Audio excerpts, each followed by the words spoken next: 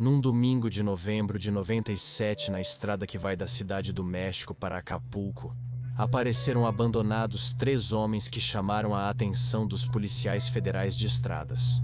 Um cheiro fétido os envolvia. Embora estivessem selados e tivessem manchas separadas ali mesmo, os policiais abriram quebraram o cimento e encontraram restos de um corpo.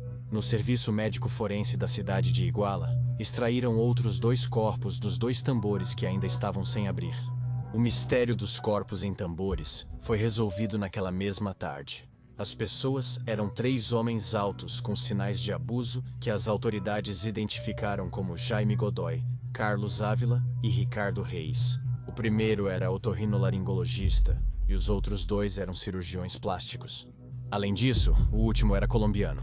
Todos haviam sido parte da equipe que, no dia 3 de julho daquele mesmo ano, em um hospital da Cidade do México, submeteram o mafioso Amado Carrillo a uma reconstrução facial e uma lipoaspiração que supostamente lhe custaria a vida. Até então, outros 2 médicos que haviam participado naquela operação já haviam sido mandados para o cemitério e mais um estava desaparecido. Ninguém soube quem foram os algozes. Também não houve certeza sobre as verdadeiras circunstâncias em que Amado Carrillo faleceu. As versões oficiais dizem que ele sofreu uma parada cardíaca após 8 horas de operação, mas houve testemunhas que afirmaram que ele saiu vivo da sala de cirurgia. Depois, a autópsia revelou que lhe haviam administrado um medicamento hipnótico misturado com anestesia, o que causou uma parada respiratória. Ainda hoje há dúvidas sobre as causas de sua morte. E até versões que dizem que ele ainda está vivo na Argentina ou no Chile, e outras que comentam que até mesmo é colaborador da DEA. Mas então você me dirá no final qual é a sua conclusão.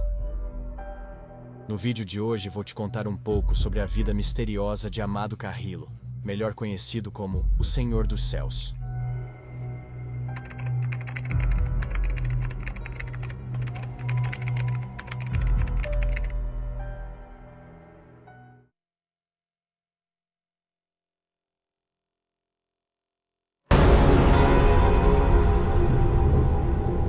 Tão misteriosa foi a morte quanto a vida deste chefe do narcotráfico, que se tornou um poderoso traficante de substâncias ilícitas no México, líder do cartel de Juarez e conhecido como o Senhor dos Céus.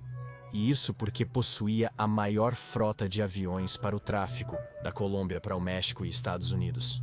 A DEA afirmava que possuía pelo menos 30 aviões, incluindo alguns Boeing 727, aos quais removia a fuselagem, os assentos e tudo o necessário para transportar essas substâncias ilícitas. Quando lhe tiraram a vida, a DEA e a revista Forbes calcularam uma fortuna que girava em torno de 25 bilhões de dólares em negócios e propriedades, acumulados em 17 anos de carreira como mafioso. Mas deixe-me contar as bases para entender mais ou menos como foi a vida dessa pessoa. Na pequena comunidade de Guamuchilito, município de Nabolato, Sinaloa, Stone, México, havia uma fazenda de cerca de 24 mil metros quadrados, onde cresciam pinheiros e palmeiras, e onde corriam cabras, ovelhas e avestruzes.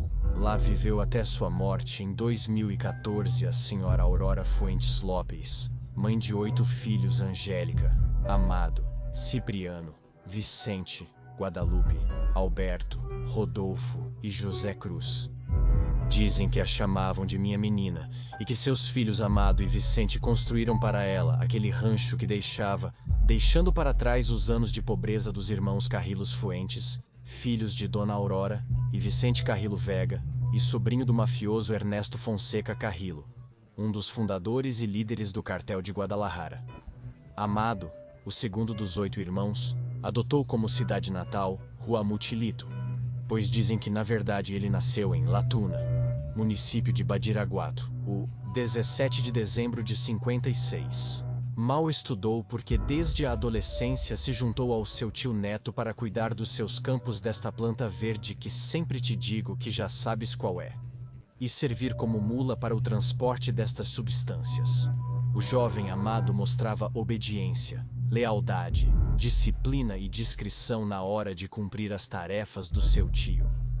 Também se conta que era astuto, assim como despiadado com seus inimigos, mulherengo e que gostava de álcool e das mesmas substâncias ilegais, e que ao mesmo tempo era generoso com os seus, sua família e suas duas cidades, Latuna e Guamutilito, às quais ele forneceu uma igreja, jardins, escola e outros serviços.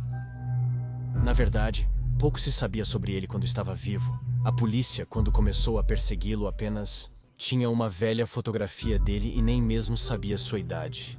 O sigilo o acompanhou desde seus primeiros anos como mafioso, quando seu tio Doneto, como chamavam Fonseca, o mandou para a cidade de Ojinaga, em Chihuahua, para aprender tudo sobre o negócio com um de seus sócios, Pablo Acosta Villarreal, mais conhecido como o Zorro de Ojinaga.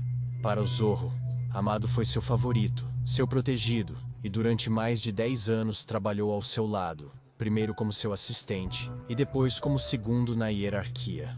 A parceria acabou quando Amado o mandou para o cemitério em abril de 87, como é muito comum nesse tipo de ambiente, a traição. Com isso, o caminho ficou livre para que Amado Carrillo assumisse o controle do grupo de narcotraficantes que operava em Ojinaga, que mais tarde se tornou o Cartel de Juarez, um dos mais poderosos do México. Quando Amado Carrillo se mudou para Ojinaga nos anos 70, um ex-policial da Direção Federal de Segurança liderava as primeiras operações do que seria o Cartel de Ciudad Juárez em Chihuahua. Seu nome era Rafael Aguilar Guajardo. Com ele, Amado Carrillo começou a fazer negócios, ganhou sua confiança, conseguiu que ele o deixasse gerenciar as substâncias que chegavam da Colômbia e compartilhou seus contatos. Em pouco tempo, ele já havia substituído seu sócio nas remessas para os Estados Unidos. Então, no final da década de 80, Amado Carrillo Fuentes deixou Ojinaga e se estabeleceu em Ciudad Juárez sob total anonimato. A partir daí, ele construiu o poder de um cartel que, de acordo com a DEA, somava ganhos semanais de $200 milhões com o tráfico. Naquela época, ele também ganhou o apelido de Senhor dos Céus, com sua frota de aviões Boeing de 2 turbinas e 68 assentos e aeronaves que transportavam até 6 toneladas. O governo dos Estados Unidos estimou que em 94, o cartel de Juárez controlava 60% da substância colombiana.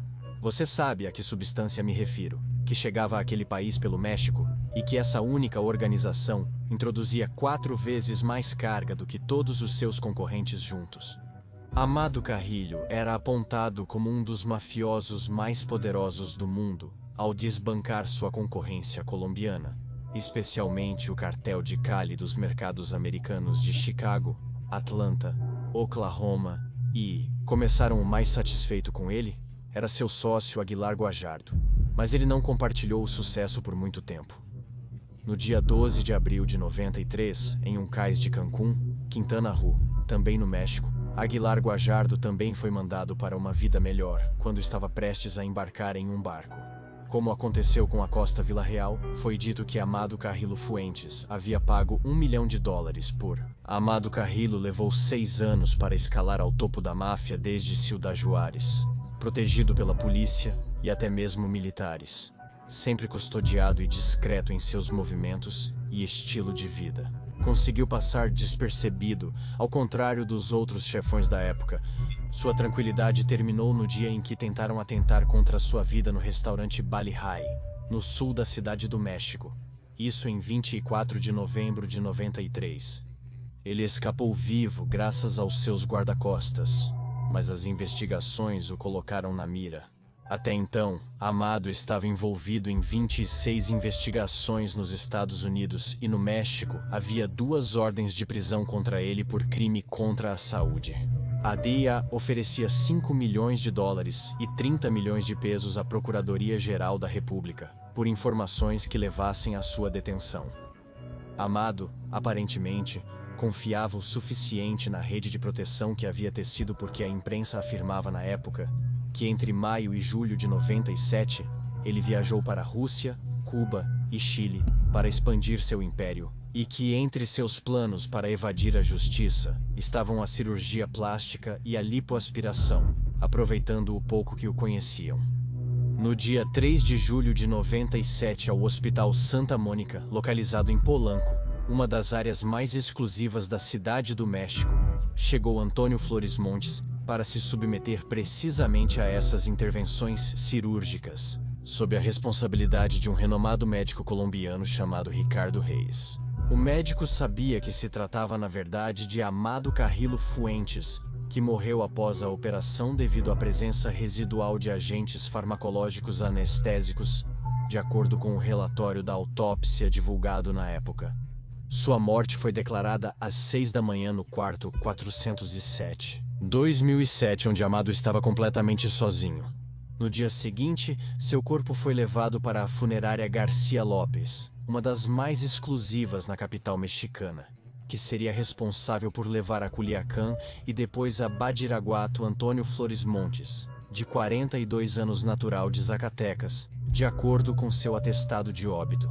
Naquela mesma tarde, a PGR informou em um comunicado que desde a noite de 4 de julho recebeu relatórios de que o Senhor dos Céus havia perdido a vida. A informação foi avalizada pela DEA, mesmo sem ver o corpo. Seu corpo foi mostrado publicamente uma semana depois no caixão. De seu rosto se destacava aquele bigode preto que despertou suspeitas, mas a pergunta era se eles não teriam que ter raspado para a cirurgia. Surgiram suposições sobre um sósia, que isso era uma das estratégias de Carrillo Fuente para evadir as autoridades e seus rivais. Coincidiu com esses dias o desaparecimento de um comandante da Polícia Judiciária do Distrito, José Luiz Rodrigues El Chiquilín, a quem a imprensa atribuiu uma suspeita semelhança com Amado Carrillo.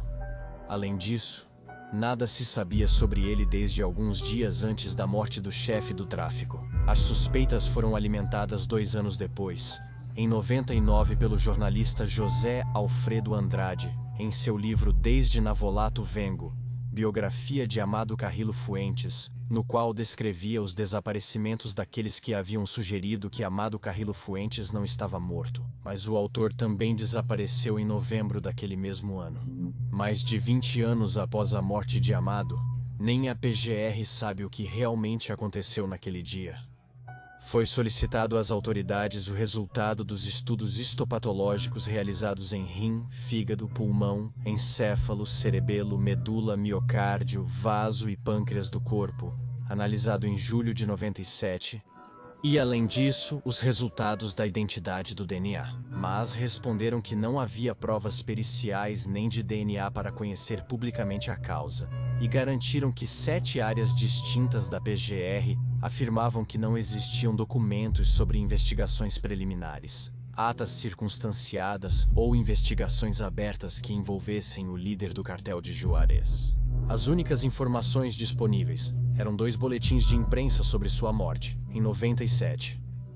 Após a morte de Amado Carrillo, seu irmão Vicente, mais conhecido como o Vice-Rei, ficou à frente do cartel de Juárez até 9 de outubro de 2014, quando foi detido por elementos da Polícia Federal em Torreón, Coahuila, juntamente com seu motorista e guarda-costas, Jesus Dimas Contreras. Seu irmão Rodolfo, a quem chamavam de Menino de Ouro, perdeu a vida em 97 num Cinépolis de Culiacán. Sinaloa e José Cruz, o mais jovem dos irmãos, desapareceu. Na fazenda de Guamuchilito, apenas as irmãs e a lembrança de uma das famílias mais poderosas do narcotráfico no México permanecem. Assim como o mistério de se este chefe do tráfico morreu ou simplesmente desapareceu. Se você gostou deste vídeo, não se esqueça de me seguir nas minhas redes sociais. E se você está me assistindo no YouTube, não se esqueça de ativar o sininho para receber as notificações. Meu nome é Pepe Cerecero, e isso é Pepe Mistério.